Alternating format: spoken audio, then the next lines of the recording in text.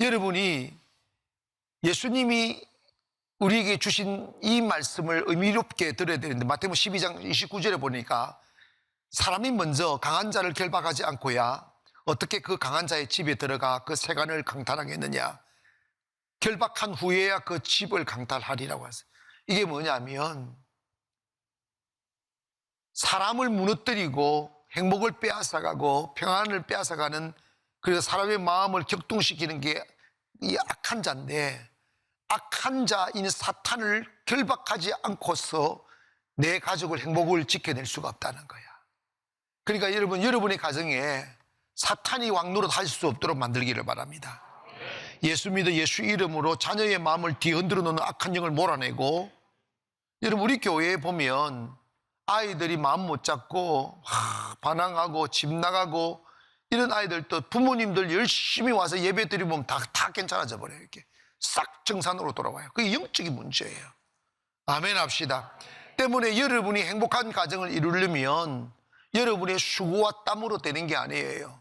먼저 여러분의 가정의 주인이 내가 아니라 하나님이심을 고백하기를 원합니다.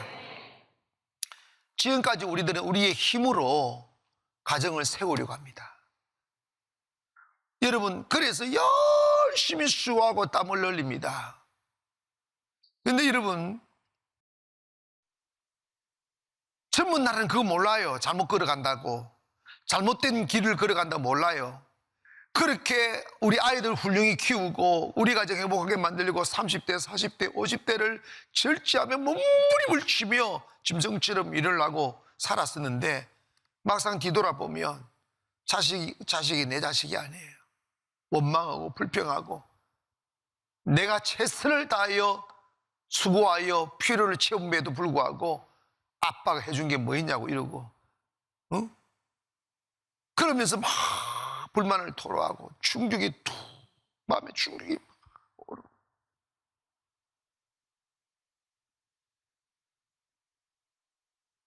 우리가 우리의 가정을 먹여 살리고 아이들을 키우는데 우리는 하죠. 그런데 여러분 기억하세요. 여러분의 수고로 되는 게 아니에요. 가정에 하나님의 축복이 들어와야 돼요. 하나님의 은혜가 들어와야 돼요.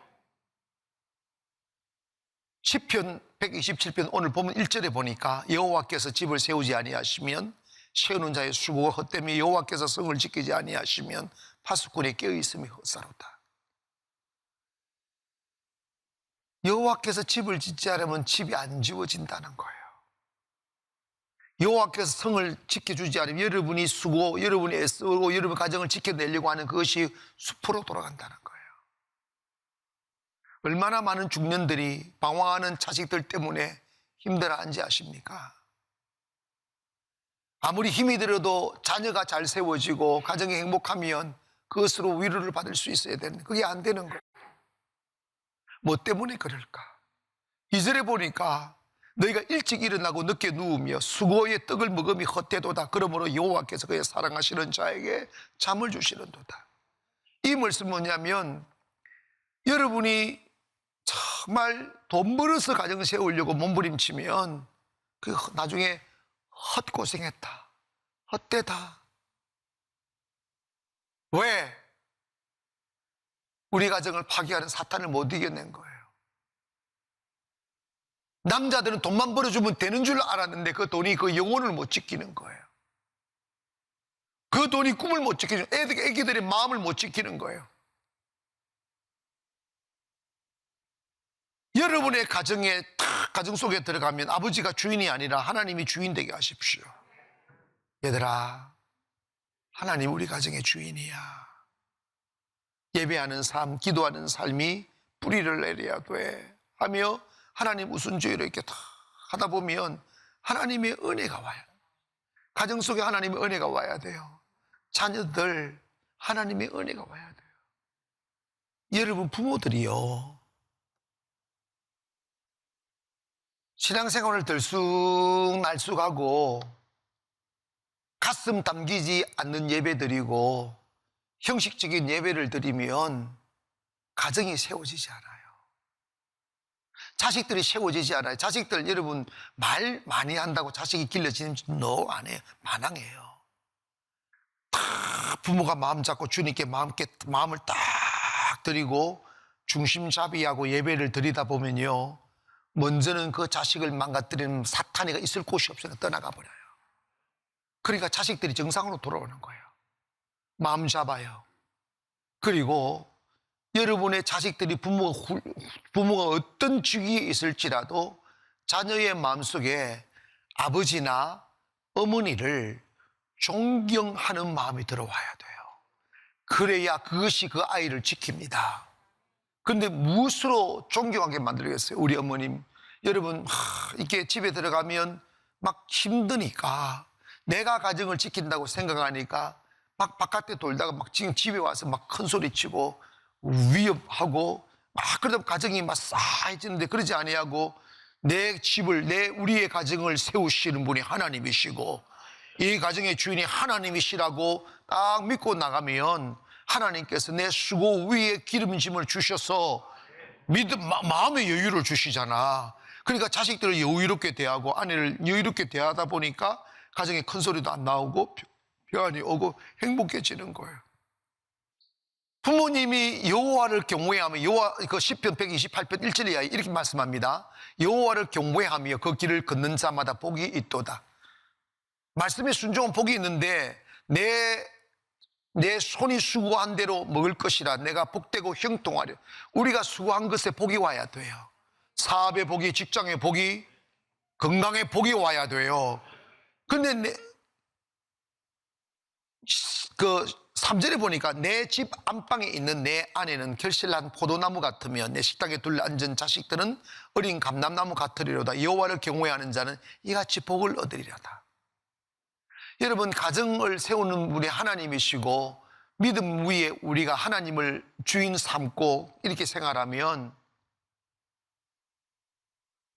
아내가 다 집에 들어가면 여보 하면서 결실한 포도나무 얼마나 따뜻하고 풍요롭고 따뜻합니까 여보, 수고했지. 해가지고 이리 와 옷을 벗어. 아니야 내가 벗겨줄게. 옷도 벗겨주고 아이고 수고했지. 덩어리 툭툭툭 떨어주고 그 다음에 넥타이 여보 양말 벗어. 앉아 여기 앉아. 양말 탁 벗겨주고 아이고 미안해가지고 아니야 여보. 그리고 목욕탕 가가지고 막 제수대에다가 뜨끈뜨끈 물 가져가지고 세상에 소파에 앉혀놓고 목욕탕 끌고 가지도 않고 소파에 앉혀놓고 탁 물 위에 발 담가놓고 피곤했지? 발 마사지 꾹 눌러주고. 그렇게 되면 남편이 막 이게 꿈인가 생신인가 어제까지 말이야 독찬 뱀처럼 말이야 막 싸대고 말 야, 막 이러던 아내가 갑자기 어린 암사슴 같고, 아멘.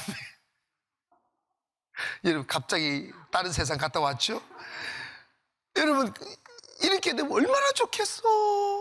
나는요, 결혼하면 그렇게 주는 줄 알았어요. 나 그렇게 하라 했다가 죽는 줄 알았어요.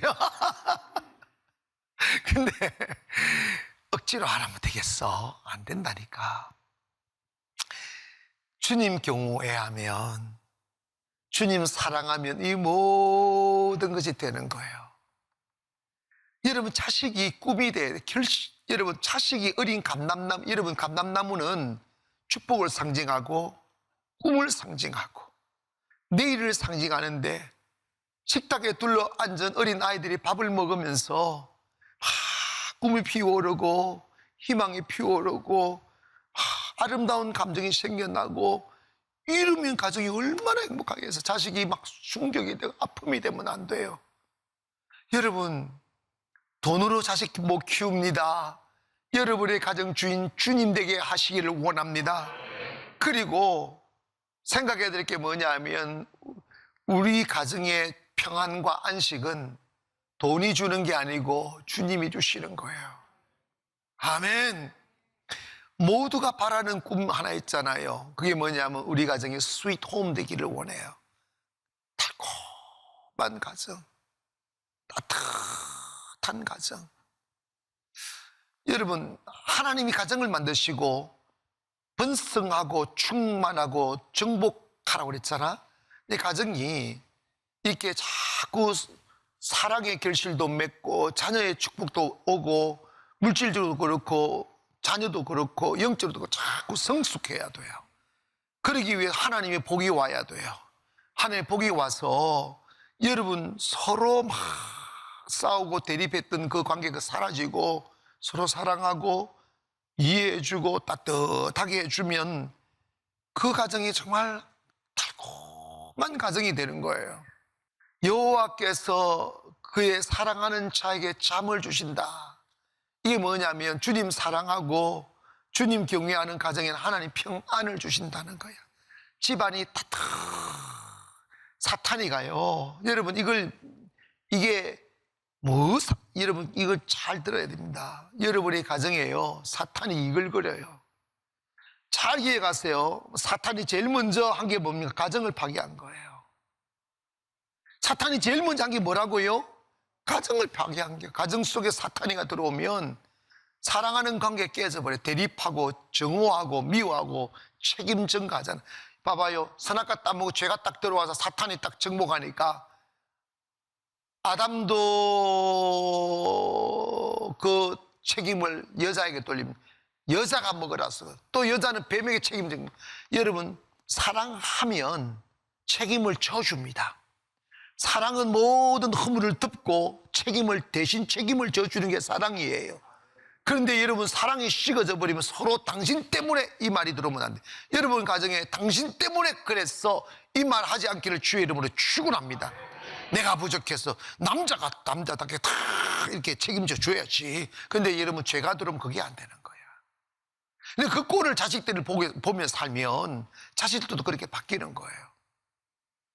근데 여러분, 우리 집에 탁 들어오면 안에는 결실난 포도나무 같고 식탁에 둘러앉은 자식은 어린 감람나무 같이 탁탁하고 풍요롭고 꿈이 느껴지고 소망이 느껴지는 가정이 되려면 당신이 잘해야 돼, 자식이 잘해야 돼, 내가 잘해야 될 문제가 아니라 먼저 여러분 가정 속에 역사하고 있는 악한 영을 몰아내야 돼요.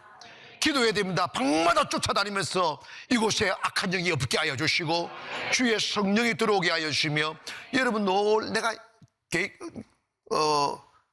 간증 하나 할까요?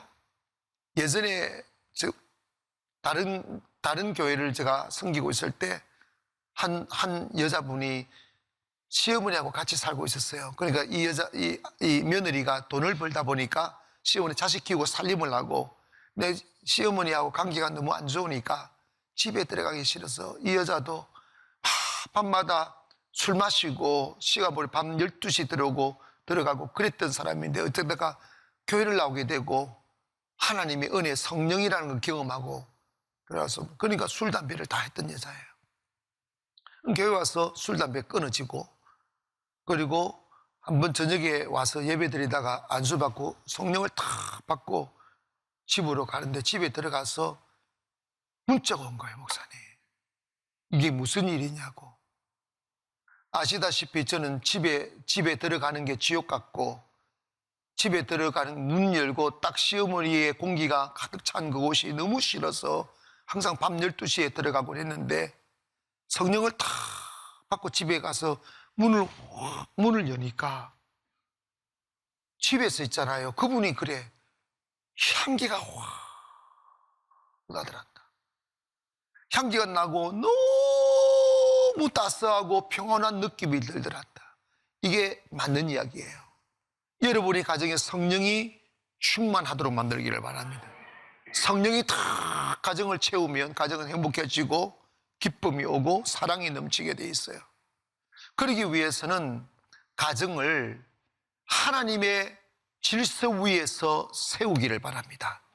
성경에 보면 남편과 아내의 관계, 부자 간의 관계를 명확하게 말씀해 주고 있어요. 이런 관계로 만들어가면 여러분 가정은 행복해지더라고요. 요즘 트렌드가 평등이더구만. 근데 여러분 평등은요 사랑 안에서만 가능한 이야기입니다. 사랑이 없으면 절대로 물리적으로도 평등해질 수가 없어요. 어떻게 남자와 여자가 힘이 같을 수가 있냐고. 근데 사랑 안에서는 평등보다 더 위에 있는 거지. 남편이 아내를 사랑하면 힘은 더 세고 사회적인 일은 남자가 더 할지라도 그 모든 그 수고를 누구를 위하여 충성하냐면 아내를 위하여 충성하는 거라니까. 왜 아무것도. 근데 여러분, 사랑이 식어지면 그게 다 원망이 되는 거예요. 근데 여러분, 성경은 뭐라고 말씀하느냐 하면 아내와 남편의 관계를 에베소서 5장 22절에 보니까, 여러분 듣기 싫어도 끝까지 들으세요. 아내들이여 자기 남편에게 복종하기를 주께 하듯 하라. 벌써 막 혈압이 오르죠? 그리고 이는 남편이 아내의 뭐가 된다? 머리다. 머리됨이 그리스도께서 교회의 머리됨과 같음이라. 바로 그가 바로 몸에 뭐라고? 구주신이라. 어머나, 이게 세 단어가 여러분 진짜 교회 안 나오게끔 만들고 싶어져요. 그게 뭐냐면 남편한테 복종하라, 죽게 하듯 복종하라. 그리고 남편이 네 머리다. 그리고 뭐라고 그랬어요? 남편이 네 몸의 구주시다. 아이고 주여. 성경은 분명히 이렇게 말씀합니다. 남편은 아내의 머리다. 남편은 아내의 몸의 구주다. 고로 아내는 남편한테 순종하라. 근데 순종할 때 죽게 하듯 하라. 이거는 여러분, 죽게 하듯 하라. 벌써 남자들 지금 어깨가 올라가고 있어요. 여러분, 이게 성경의 질서라는 거예요. 그런데 이게 사랑 없이 하면 폭력입니다. 주의 마음 없이 하면 이건 굴림이에요. 성경은 그럼 남편들은 아내를 어떻게 대하라고 하느냐면, 이 5장 25절에 보니 남편들아, 남편들아, 내 아내 사랑하기를 그리스도께서 교회를 사랑하시고 그 교회를 위하여 자신을 주심같이 하라. 이게 뭐냐면 예수님이 교회 영혼을 사랑함으로 영혼을 얼마나 사랑했는지, 그래서 그 영혼을 살리기 위하여 예수님이 뭐 하셨어요? 십자가에 죽어주셨잖아. 이보다 더 큰 희생 없어요. 이보다 더 큰 사랑 없어요. 남자는 여자 아내를 대할 때 주님이 교회를 위하여 하심처럼 하라는 거야. 이게 뭐냐면 남자는 아내를 지극히 사랑하고 사랑으로 대하고, 그 다음에 예수님이 교회를 위해 희생한 것처럼 남편은 아내를 위하여 죽을 때까지 희생하라는 거예요.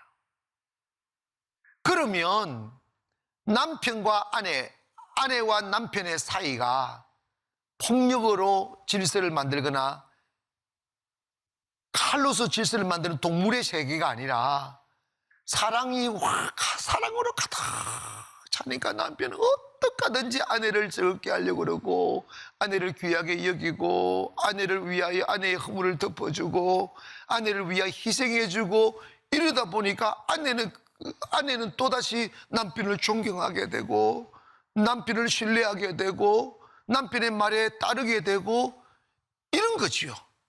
법으로 만들어진 관계가 아니란 말입니다. 이 두 관계는, 복종과 섬김의 두 관계는 억지로 법이 아니라 사랑의 관계, 사랑하기 때문에 그렇다라 이 말입니다. 아멘 합시다. 그러면 자녀와 부모 관계는 뭐 어떻게 해야 되느냐? 에베 6장 1절에 보니까 자녀들아 주 안에서 너희 부모에게 순종하는 것이 옳으니라. 내 아버지와 어머니를 공경하라. 이것이 약속이는 첫째 계명이니 이로써 내가 잘되고 장수하리라. 자, 이랬어요. 자, 자녀는 부모에게 두 가지를 해야 된다는 거예요. 그게 뭐냐면 순종과 공경을 해야 된다는 거예요. 여러분, 이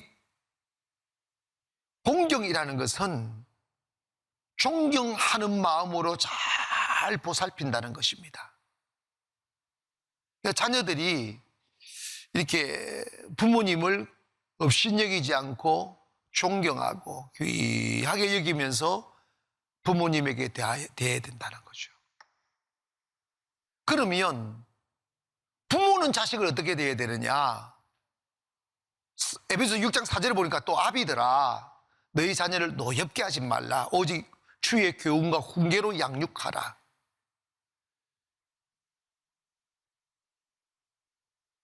부모들이 자녀들을 대할 때 노엽게 하지 마라. 이 말은 뭐냐면 너무 지나치게 강압적으로 애기들을 대하지 마라. 애들을 너무 분노, 화나게 만들지 마라. 불의하게 대하지 마라. 아이들을 뭐로?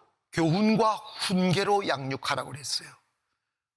교훈이라는 것은 매사에 옳은 판단을 할 수 있도록 아이들에게 지식과 지혜를 가르치는 거예요. 그러니까 모든 상황을 만나고 어떤 일을 만났을 때 지혜롭게 판단할 수 있는 지식을 더해주는 게 교훈이고, 훈계라는 것은 좋은 말로, 유쾌하고 좋은 말로 교육하는 거라는 거죠. 아이들을 대할 때 인격으로 대하고 어른이라고 막 엇박지르지 말고 이해할 수 있는 언어, 그 아이들이 좋아할 언어를 선택하여 아이들에게 옳은 길을 가르치라는 거예요. 그래서 그 아이들이 아버지를, 어머니를 존경하게 만드는 거예요. 교회의 머리가 사탄이 되면, 여러분 가정의 머리가 사탄 되면 안 됩니다. 기도해야 됩니다. 하나님, 우리 가정에 사탄이 들어오지 못하게 해달라고. 자녀들의 마음속에 사탄이 들어가지 못하게 해달라고. 자기 보신과 아내의 마음에 사탄 못 들어가도록 기도하고, 하나님이 영이 여러분의 가정을 다스리게끔 하며, 하나님의 영은 사랑이고 평안이기 때문에 하나님의 영이 여러분의 가정을 이렇게 덮으면 가정이 여러분 있잖아, 이렇게 가족을 보면 막 간이라도 내어주고 싶은 막 이 충동이 느껴져야 되잖아. 너희 집에 있는 안방에 있는 아내는 뭡니까? 결실한 포도나무 같고 식탁에 둘러앉은 자식은 어린 감람나무 같이 막 귀하게 여겨지고 희망으로 느껴지고 꿈으로 느껴지는 이런 거는 여러분의 수고로 되어지는 게 아니에요. 돈으로 만들 수 있는 게 아니에요. 하나님 경외하기를 바랍니다. 하나님을 가정의 주인 삼기를 원합니다. 하나님이 가정을 세워주시기 위하여. 여러분 교회 나왔는데 왜 이런 일이 벌어지면 여러분 교회 오셔서 여호와를 도움 삼아야 됩니다. 여호와를 주인 삼아야 된다고요. 액세서리가 아니라 인격적으로 주님을 여러분의 가정에 모시고 들어와서 하나님이 여러분의 가정을 다스리도록 하고, 성경 말씀을 보면 하나님의 말씀을 이마에 붙이고 문설주에 붙이고 손목에 메고, 이게 뭐냐면 아이들로 하여금 항상 하나님의 말씀이 눈에 보이도록 하라는 거예요. 하나님의 말씀이 눈에 보이도록 양육하게 되면 그 아이들이 자라나 위대한 믿음의 사람이 될 수 있다는 거예요. 결론적으로 여러분 당대에 아무리 가정을 행복하고 아름다운 가정 세우기 위하여 노력하고 또 돈을 벌고 수고하여도 하나님의 은혜 없이는 세워지지 않아요. 결론적으로 자녀들이 건강하게 행복하게 아름답게 자라나 줘야 가정의 행복이 되는 거죠. 그 자녀들을 여러분 어떻게 지키시겠어요? 그 자녀들을 어떻게 키우시겠냐고. 꼭 그 가슴 속에 하나님을 새겨줘야 돼요. 하나님 없이 세상 나가면 사탄의 유혹에 결코 자신을 지켜내지 못합니다. 불가능한 이야기입니다. 그 가슴에 하나님이 있어야 유혹도 이기고 어둠도 이기고 불의도 이기고 무너지는 인생도 세울 수 있어요. 그러기 위해서는 여러분의 가정에 여러분의 이 욕망과 그리고 교만과 내가 주인이야, 남자들 특별히 내 가정의 주인은 나야 하는 이 교만을 버려야 돼요. 여러분의 가정의 주인인 하나님이심을 고백하시고 하나님이 주인 되게 하시고, 식사할 때도 하나님께 하나님 일용할 양식을 주셔서 감사하다고, 우리 아들 딸을 주셔서 감사하다고, 하나님 믿음 위에 잘 양육할 수 있도록 저희들에게 지혜를 달라고 애기들 들을 때 그런 기도를 하는 것이에요. 아무쪼록 여러분 다음 세대라는 건 자식을 낳아서 다음 세대가 아니라 여러분의 자식들이 훌륭하게 세워질 때 다음 세대죠. 그러기 위해서는 가장 기본적인 것이 뭐냐? 여러분의 가정이 행복해져야 돼요. 아멘. 그 행복은 상대가 나에게 뭘 잘해줘서가 아니라 먼저 하나님의 성령이 여러분의 가정을 지배할 수 있도록 주님을 모시십시오. 그리고 하나님의 말씀의 가치 위에 가정의 문화를 만들어내셔서 이제 서로 사랑하고 귀하게 여기며 소중히 여기며 서로 돌봐줄 때 행복한 가정이 만들어질 줄 믿습니다. 아무쪼록 이 5월에 하나님의 축복이 여러분의 가정에 파도치기를 주님의 이름으로 축원합니다.